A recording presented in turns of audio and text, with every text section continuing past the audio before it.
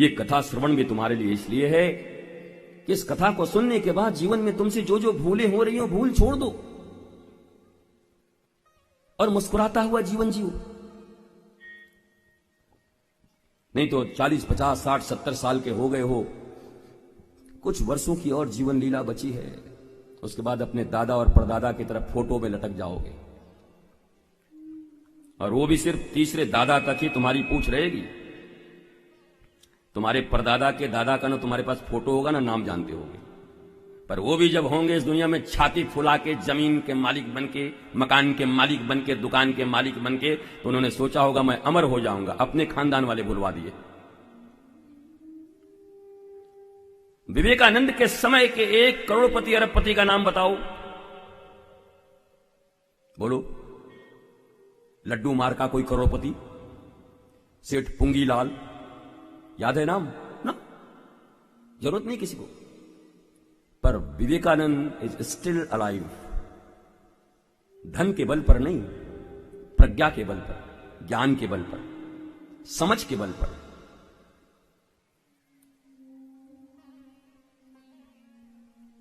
धनवान तो राजस्थान के बड़े बड़े राजा थे, खंडहर हैं, इमारतें हैं, उनके औलादों के पास चूना कराने के भी पैसे नहीं हो इमारतों का।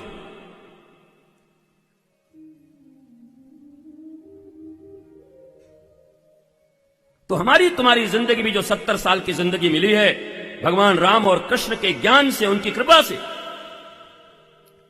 इन 70 सालों में जीते जी ही मुक्ति पानी है। मरने के बाद मुक्ति होगी नहीं होगी मैं नहीं जानता, क्योंकि श्रीमद् भागवत की कथा में धुंधकारी जब मरा तो धुंधकारी का भाई गोकर्ण ने गया में जाकर 100 बार उसका श्राद्ध किया, फिर भी प्रेत बना रहा। अगर गया में श्राद्ध कर देने से किसी प्रेत की मुक्ति होती है तो भागवत क्यों झूठ बोल रही है? प्रश्न है तुमसे। श्रीमद् भागवत में 100 बार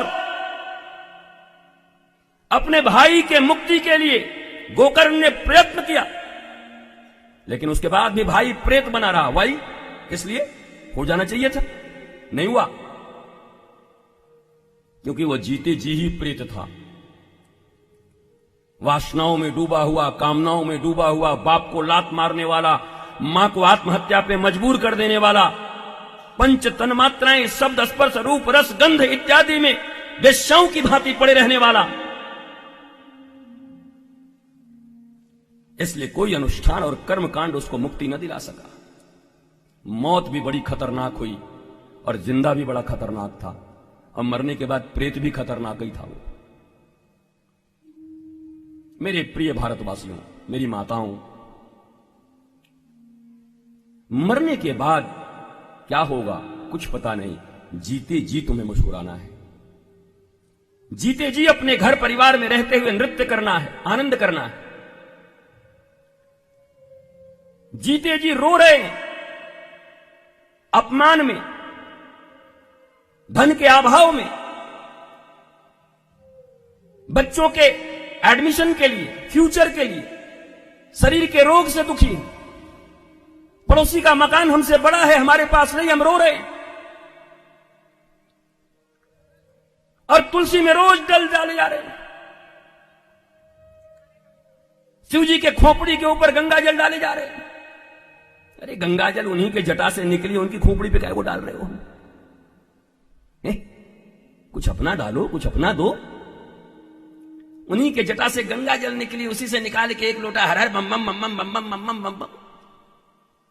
भैया, रिजर्व बैंक से ही माल लूट करके रिजर्व बैंक में जाके जमा कर दीजिए। जाइए बैंक में, बैंक ही लूटिए, बैंक में जमा कर दीजिए। अब पकड़ में आ गए तो फिर खाना भी फ्री होगा जीवन भर अंदर में।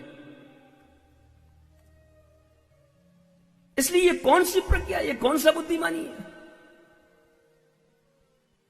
उम्र का बुद्धिमानी से कोई मतलब नहीं होता। प्रहलाद 5 साल के थे, नारायण में आसक्त थे। उनका बाप 70 साल का था, हिरण्यकश्यपु, नारायण को गाली देता था, बाद में फाड़ दिया नरसिंह भगवान ने। ज्यादा ज्ञान तो 70 साल वाले के पास होना चाहिए था, 5 साल वाले के पास कैसे हो गया? ध्रुव की उम्र 5 साल की थी, उत्तानपाद की उम्र 70 साल की थी, पर ज्ञान ध्रुव के पास था। तो यह जरूरी नहीं कि उम्र ज्यादा होने से ही ज्ञान हो। लोग हमने कोई सब धूप में बाल सफेद नहीं किए, धूप ही में हुआ है, सच मानो तो। भले ही आप बोलो कि धूप में बाल सफेद नहीं हुए, पर भारतवासियों के बाल सफेद धूप में ही हो गए, और नहीं तो पेट खराब होने के कारण हो गए।